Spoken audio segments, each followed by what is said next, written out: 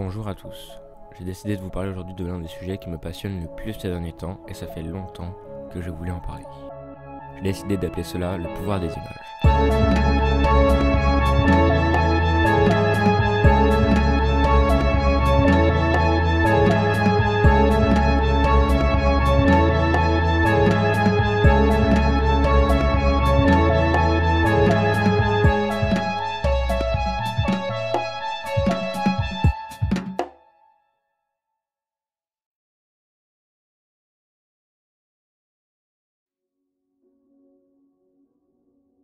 Cela regroupe toutes ces images qui arrivent à vous faire ressentir un sentiment ou une émotion, plus particulièrement toutes les images qui vous font ressentir un sentiment étrange. On peut séparer ces images en plusieurs catégories. Les images étrangement familières, qui doit être le type d'image le plus connu, les images qui semblent venir d'un rêve ou d'un cauchemar, souvent très irréalistes, les images qui vous donnent un sentiment inconfortable, les œuvres artistiques, dessins ou photomontages qui peuvent vous faire rêver. Il y a des dizaines d'images comme ça. Vous avez certainement vu passer ce genre de vidéo compilant des dizaines d'images de ce type, souvent accompagné de musique assez spéciale dont je reparlerai plus tard. C'est un sujet, enfin plus spécifiquement les images étrangement familières, dont plusieurs personnes ont déjà parlé, notamment Feldup, évidemment, car que serait une de mes vidéos sans que je parle de Feldup, mais aussi une vidéo de Adrian Gasly, un américain qui a dit beaucoup de choses très intéressantes sur le sujet également. Revenons-en au sujet en question. Ces images, lorsque j'en ai vu pour la première fois, m'ont juste foudroyé sur place. Je n'avais littéralement jamais ressenti une émotion aussi forte devant une œuvre d'art, ou quoi que ce soit d'ailleurs. On pourrait presque comparer cela à un syndrome de Stendhal, ce vertige ressenti par une personne à la vue d'une œuvre d'art lui étant très personnelle. Ces images ont réveillé en moi des sentiments oubliés, elles m'ont replongé dans mes rêves. Oui, c'est ça, j'avais l'impression de vivre un rêve éveillé. D'après mes souvenirs, les premières images du genre que j'ai vues étaient des images de la catégorie images étrangement familières. Et c'était les images suivantes. Un couloir de supermarché en train de s'enfoncer dans l'obscurité, une sorte de chambre d'enfant vide avec des murs peints en jaune et un arc-en-ciel peint sur le mur, un magasin à la tombée de la nuit, une salle de fête d'anniversaire, une sorte de parc à l'intérieur d'un autre bâtiment, un grand salon avec peu de mobilier, des bancs de toutes les couleurs, un endroit très coloré avec peu d'éléments reconnaissables ressemblant un peu à une sorte de salle de jeu dans les restaurants, un autre salon avec un mobilier qui frappe la rétine par son apparence démodée, et enfin une sorte de maison vidée comme à la fin d'un déménagement. Ces images, lorsque je les ai vues pour la première fois, m'ont tout de suite fait un truc. J'ai tout de suite été saisi par cette forme d'art vraiment propre à Internet, car c'est typiquement le genre de concept que j'adore sur Internet. Trouver une sorte d'idée générale, un concept, qui relie plusieurs choses entre elles, et en faire des compilations sur YouTube. J'adore ça, et là j'avais trouvé le thème que je préférais sur Internet. Intéressons-nous maintenant quelques secondes sur les images en question. Elles donnent déjà pas mal de codes assez importants du concept.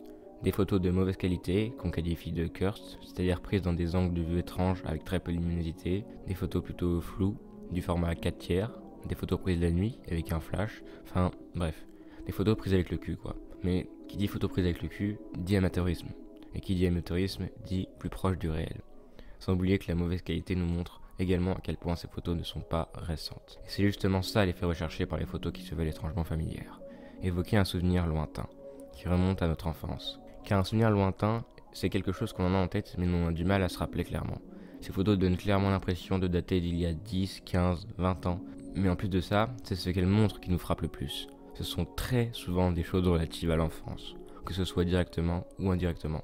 Logique quand on veut nous rappeler de vieux souvenirs. Ici, ces murs jaunes, cet arc-en-ciel, ce sont des choses si enfantines, cela nous touche forcément. Car même si nous n'avions pas forcément une chambre similaire dans notre enfance, cela semble nous montrer des choses que l'on a oubliées. Oui, lorsque j'étais petit, très petit, j'avais peut-être bien un arc-en-ciel dans ma chambre, je ne sais pas, de toute façon je m'en souviens pas. On s'identifie dans cette photo car même si ce n'est pas nous, quelqu'un a forcément grandi dans cette chambre, et cela a très bien pu être nous. Dans celle-ci on a des bancs de toutes les couleurs, et là, pour moi c'est une salle de classe, une salle de maternelle. Car, oui, lorsque j'étais en maternelle, je m'en souviens maintenant, nous avions des bancs comme ça, c'était pareil. C'est ce que je me suis dit quand j'ai vu la photo. Mais quand j'y repense aujourd'hui, il est vrai que lorsque j'étais en maternelle, il y avait plutôt de simples bancs classiques, et non des estrades comme cela.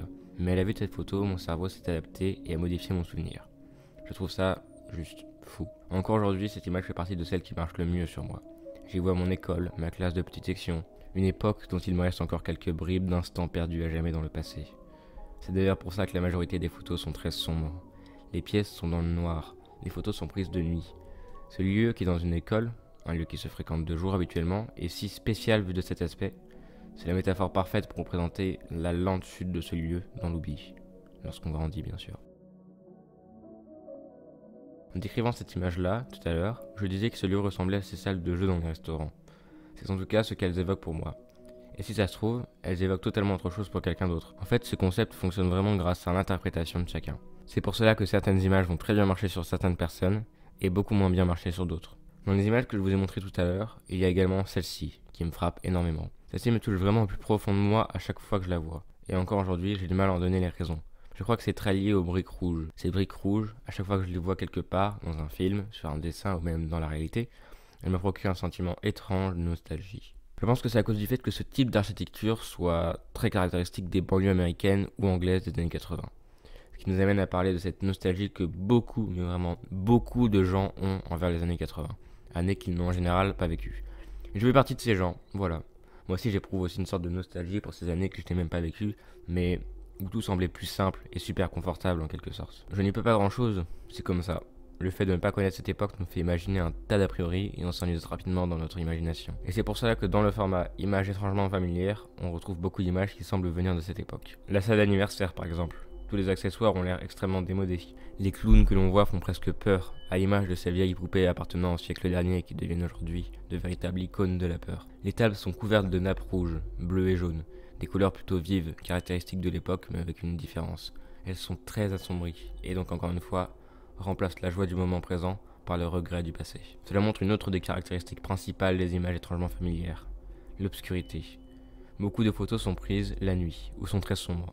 Cela a pour effet, comme je l'ai dit plus tôt, de nous donner l'impression que ces images viennent de loin, qu'elles sont vieilles, et qu'elles disparaissent lentement, tel un vieux souvenir. L'une des autres caractéristiques que l'on trouve souvent dans les images étrangement familières, c'est l'architecture étrange.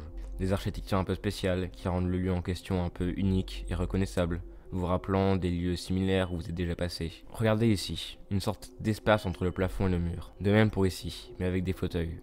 Cette photo-là me marque particulièrement, car c'est à peu près la même architecture que chez mes grands-parents. Vous voyez, rien qu'une petite ressemblance peut vous marquer au plus profond de vous. Bon, j'aimerais maintenant vous parler un peu plus en détail des images qui m'ont le plus marqué dans cette catégorie. Tout d'abord, il y a cette image. Elle fait partie des plus connues sûrement, et je la trouve juste glaçante. Cette piscine semble juste tellement proche de vous pour absolument aucune raison. On retrouve les briques rouges qui contrastent d'ailleurs beaucoup avec la clarté de l'eau, et je crois que c'est ce qui fait que cette image marche aussi bien. On a aussi les banderoles qui sont en quelque sorte l'élément principal de l'image. Cette combinaison d'éléments se rattache à l'enfance par ces nombreux moments passés à la piscine. Même si, encore une fois, la piscine dans laquelle on allait ne ressemblait sûrement pas à ça. C'est l'eau claire et les banderoles qui nous transportent dans nos souvenirs. Mais je ne crois pas personnellement que cette image me frappe parce qu'elle me rappelle la piscine municipale de ma ville. En fait, je crois qu'elle me frappe qu'elle ressemble aux piscines de passage. Retenez bien cette qualification, on en reparlera un peu plus tard aussi. Vous savez, ces piscines dans lesquelles vous n'êtes allé qu'une seule fois, car elles étaient sur le chemin de votre voyage, parce qu'elles étaient des piscines de vacances, je ne sais pas, bref. Ces piscines dont il ne vous reste presque aucun souvenir. Moi, c'est ça qui me frappe énormément avec cette image. Vous avez l'impression d'y être déjà passé dans ce genre de piscine. Des lieux bizarres, très flous dans votre esprit, mais vous savez qu'il s'est passé nombre de choses heureuses. C'est si beau. Je trouve, ouais, c'est rien que revoir cette image, ça me donne presque les larmes aux yeux. Pour revenir à mon appellation piscine de passage, cela a en effet un lien avec toutes ces images qui nous semblent si familières. Ces lieux qui sont photographiés, on pourrait les appeler des lieux de passage. Des lieux où vous ne passez qu'une seule fois dans votre vie, mais dont le souvenir reste gravé dans votre mémoire à jamais, créant une aura très particulière, très nostalgique autour de ces lieux. C'est souvent ces lieux-là qui sont représentés dans ces photos. En fait, à chaque fois que vous voyez une de ces images et qu'elle ne vous parle pas beaucoup, si vous cherchez bien dans votre mémoire, vous trouverez des souvenirs en particulier qui se rapprochent pour X raison de cette photo. Toutes ces photos qui défilent sur votre écran sont des photos qui m'ont profondément affecté. Elles signifient toutes quelque chose pour moi. Elles se raccrochent toutes à mon vécu. Je trouve ça marrant que là je suis peut-être tout simplement en train de vous dévoiler ma vie. Les lieux où j'ai été, tout ça.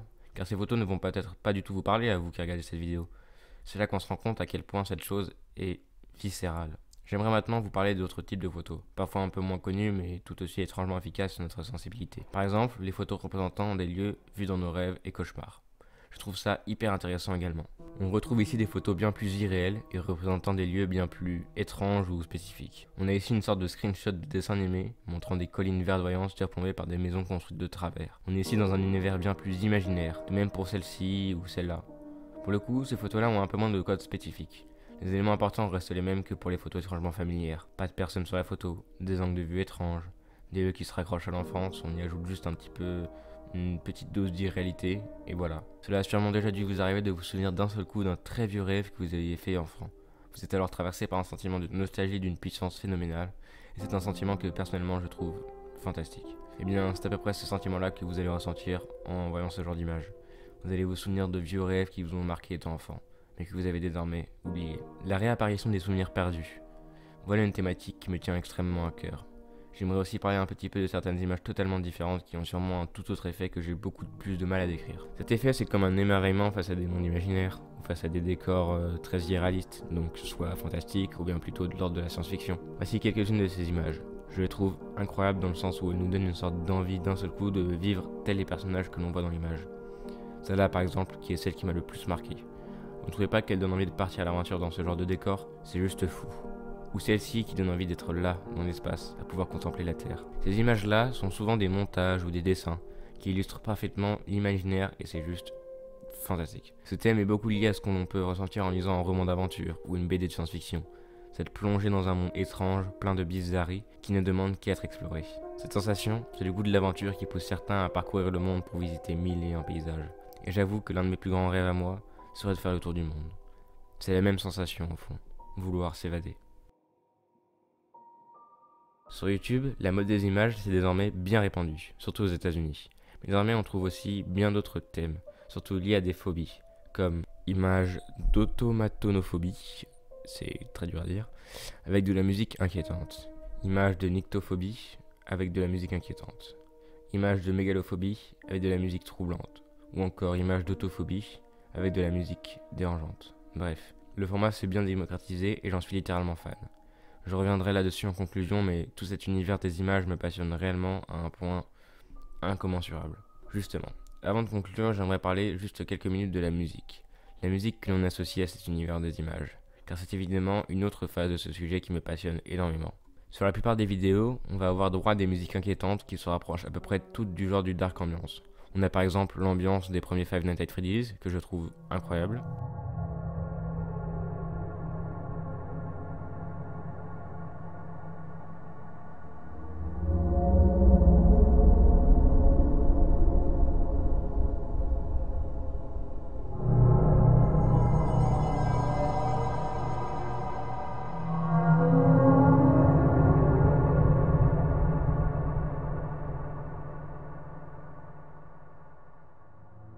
Vraiment, cette musique dégage une aura qui me touche viscéralement.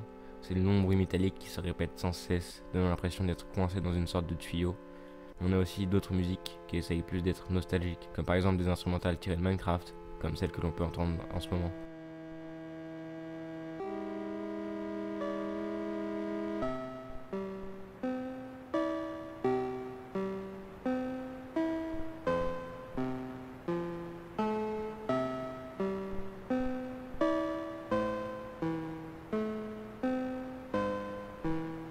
Ces musiques-là sont indéfinissables.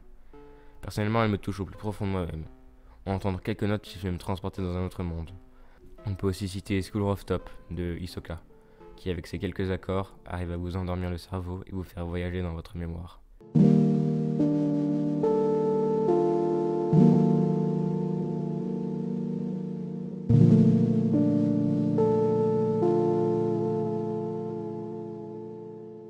J'ai d'ailleurs une musique en particulier de ce type, qui fait sûrement partie des plus beaux morceaux que j'ai pu écouter dans ma vie. Si je devais élire le morceau le plus nostalgique, ce serait sûrement celui-là. Je parle bien sûr de Clair de Lune de Claude Debussy.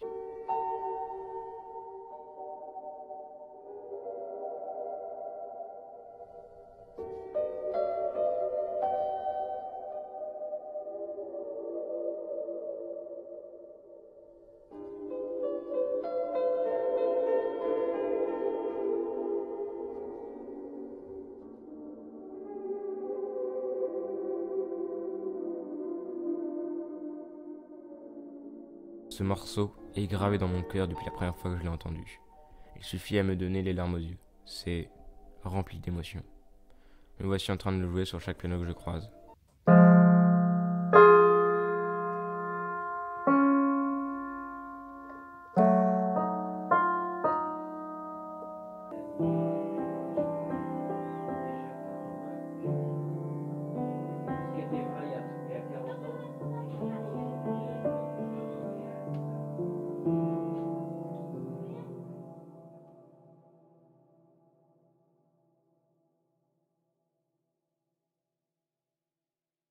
Bon, tant qu'on est sur la musique, qui plus est sur la musique nostalgique, et les Jacks tristes, parlons un tout petit peu de The Caretaker et de la Liminal Wave. Ce sont deux sujets plutôt liés à l'univers des images étrangement familières. The Caretaker est un projet musical créé par le musicien anglais Leyland Kirby, et qui a pour concept de base de sampler de très vieux vinyles, généralement datant d'avant la Première Guerre mondiale, pour ensuite créer des morceaux un peu endommagés par le temps, un peu vieillis, puis ensuite tenter de raconter quelque chose avec ça. The Caretaker va donc se pencher sur le thème de la mémoire et des souvenirs. Tous les albums de The Caretaker parlent de thèmes liés à la mémoire ou aux souvenirs. The Caretaker va également beaucoup se pencher sur les maladies dégénératives, notamment Alzheimer dans son projet le plus célèbre, Every Year at the End of Time. Un chef-d'œuvre de 6 heures découpé en 6 albums représentant les 6 phases de la maladie. Une œuvre dont Feldup a d'ailleurs déjà fait une sensationnelle analyse que je vous incite fortement à aller voir. Tout le projet de The Caretaker résonne donc énormément avec le thème des images. Rappeler des souvenirs oubliés, représenter ce que c'est que les oublier, ou tout simplement nous faire vivre quelque chose à travers notre mémoire et nos souvenirs. Et donc, désormais, maintenant que le projet The Caretaker est officiellement terminé, un héritage de The Caretaker s'est créé. Plein de projets, à plus ou moins grande échelle, ont été aboutis dans le but de raisonner avec l'œuvre de The Caretaker. De cet héritage, Feldup en parle dans cette vidéo où il propose tout simplement de créer un genre musical. Créer un genre musical dans la lignée de The Caretaker et autres. Donner un nom à tous ces projets musicaux tentant d'illustrer des choses par les sons et les ambiances. Ce nouveau genre musical s'appelle la Liminal Wave, et je vous incite à aller voir la vidéo de présentation de Feldup en question, car c'est juste super intéressant. Ce genre ne se limite pas qu'au thème de la mémoire d'ailleurs, c'est vraiment bien plus large. Mais allez voir la vidéo, franchement, ce serait plus simple. Tout cela m'amène donc à ma conclusion sur le pouvoir des images. Comme vous l'avez bien compris, ce thème résonne en moi avec une puissance infinie. Explorer les entrailles de la mémoire ou de l'imaginaire est une chose juste fascinante qui m'a toujours passionné. Et dans une période assez compliquée comme celle que nous sommes en train de vivre, il est vrai que je ne peux m'empêcher de voyager. De me rappeler tristement de petites choses qui me sont arrivées avant mes 10 ans. C'était il y a peu, c'est vrai, mais ça me semble déjà si loin. Je n'ai que 16 ans et j'ai l'impression d'avoir déjà vécu tellement de choses. J'ai l'impression que mon enfance est déjà loin derrière moi, alors que je me crée de nouveaux souvenirs tout simplement tous les jours. Tellement de souvenirs qui font que je suis moi et pas quelqu'un d'autre. Quel enfer ce serait de tout perdre. Je veux dire, de tout oublier. Et ces images m'ont permis de m'en rappeler. M'ont permis de graver certains souvenirs en moi pour l'éternité. Profitez. Profitez de pouvoir encore vous créer des souvenirs. Vivez, voyagez. N'ayez aucun regret. C'est maintenant ou jamais.